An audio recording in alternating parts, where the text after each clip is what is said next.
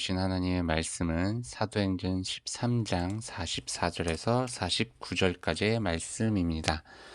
그 다음 안식일에는 온 시민이 거의 다 하나님의 말씀을 듣고자 하여 모이니 유대인들이 그 무리를 보고 시기가 가득하여 바울이 말한 것을 반박하고 비방하거늘 바울과 바나바가 담대히 말하여 이르되 하나님의 말씀을 마땅히 먼저 너희에게 전할 것이로되 너희가 그것을 버리고 영생을 얻기에 합당하지 않은 자로 자처하기로 우리가 이방인에게로 향하노라.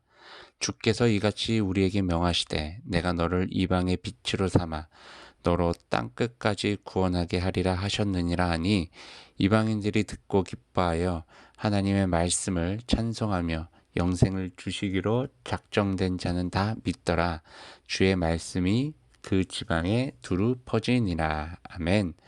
오늘을 허락해 주신 하나님께 감사와 찬양 올려드립니다. 사도 바울과 바나바는 유대인들의 강력한 요구로 인해서 다음 안식일에도 설교를 하게 됩니다. 도시에 있는 대부분의 사람들이 모두 하나님의 말씀을 듣기 위해서 한자리에 모이죠.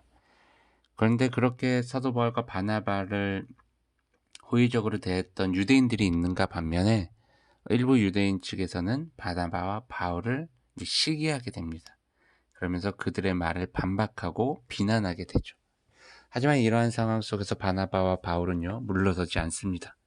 그들은 자신들의 입장을 절대 굽히지 않고 더욱더 당당하게 자신들을 향해 비난과 욕설들을 하고 있는 유대인들을 향해 이렇게 얘기를 하는 거죠. 원래 하나님의 말씀은 유대인들에게서 먼저 전해지도록 되어 있었다. 그런데 너희들은 그 말씀에 관여할 마음이 전혀 없고 영원한 생명에 대해서 아무런 관심과 마음이 없음을 아주 분명하게 표현을 했다. 그래서 이방인들에게 이 복음의 문이 열리게 되었다. 우리는 이 문을 통과하면서 하나님께서 말씀하신 대로 행할 것이다. 하나님께서는 우리를 이방의 빛으로 세우셨고 땅 끝까지 나아가 구원을 선포하게 하셨다. 라고 이제 이러한 이야기를 유대인들에게 했던 거죠. 근데 이 이야기를 듣고 있었던 이방인들 입장에서는 너무나 기뻐했습니다. 그리고 많은 자들이 그 자리에서 예수 그리스도를 믿고 영생을 얻게 되었죠. 그리고 나서 그들이 더 나아가서 하나님의 말씀을 들고 지역 곳곳으로 퍼져나갑니다.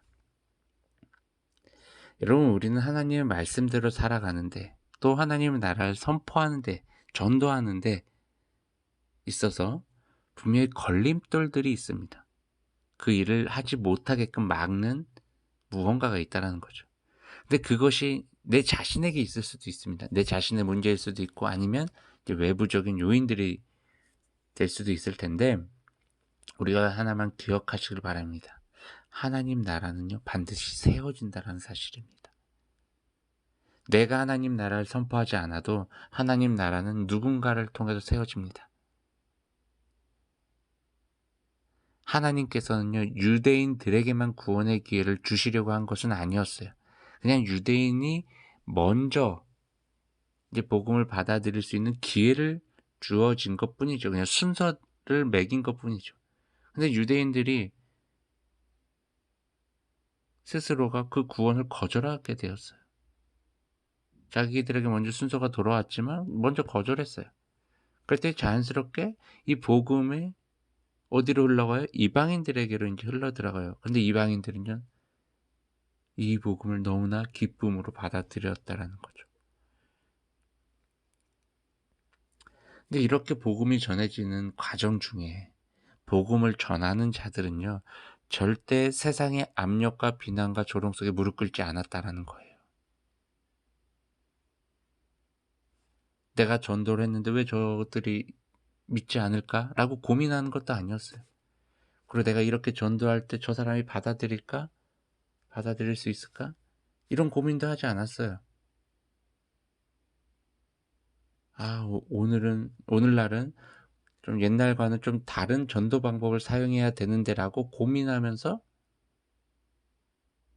전도를 하지 못하고 있는 그런 상황도 아니었어요. 그냥 내가 믿고 있는 예수 그리스도를 너무나 자연스럽게 선포했던 거예요. 당당하게 믿음으로요. 하나님께서는요, 그들을 늘 지켜주셨어요. 이것은 우리가 성경 곳곳에서 볼 수 있습니다. 하나님께서는 하나님의 일을 하는 자들의 삶을요, 보호하시고 인도하신다는 사실입니다. 여러분, 세상 앞에 두려워하지 마시기 바랍니다. 심지어 같은 그리스도인들이 믿음으로 살지 못하게 할지라도, 또는 복음에 대한 확신을 앗아가려고 노력할지라도 우리는요, 하나님만 믿고 가면 돼요. 여러분, 오늘도 그리스도인으로서 내 삶을 향해, 그리고 또 내가 속한 공동체 가운데 하나님의 말씀이 중심이 되는 삶을 선포하며 살아가시길 주님의 이름으로 축원합니다. 샬롬.